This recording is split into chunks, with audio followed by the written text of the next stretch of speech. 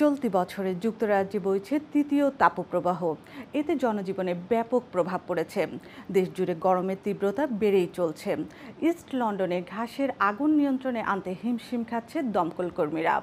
Scotland ও Northern আয়ারল্যান্ডে দাবানল সতর্কতা জারি করা হয়েছে। বিস্তারিত ডেস্ক রিপোর্টে।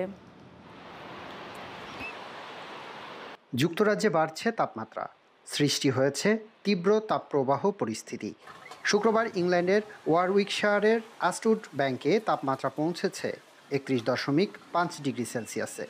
লন্ডন, দক্ষিণ পূর্ব, দক্ষিণ পশ্চিম, পূর্ব ইংল্যান্ড, ওয়েস্ট মিডল্যান্ডস ও ইস্ট মিডল্যান্ডস সহ বিস্তীর্ণ অঞ্চলে অ্যাম্বার হিট হেলথ অ্যালার্ট জারি রয়েছে।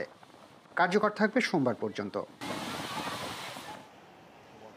এদিকে পূর্ব লন্ডনে গরমে ঘাসে আগুন লাগার ঘটনা ঘটেছে। পরিস্থিতি নিয়ন্ত্রণে ফায়ার ব্রিগেডের ৭০ জন ফায়ার ফাইটার ২ ঘন্টারও বেশি সময় ধরে কাজ করে আগুন নিয়ন্ত্রণে আনেন। এ ঘটনায় ক্ষয়ক্ষতির পরিমাণ এখনও নির্ধারণ করা সম্ভব হয়নি।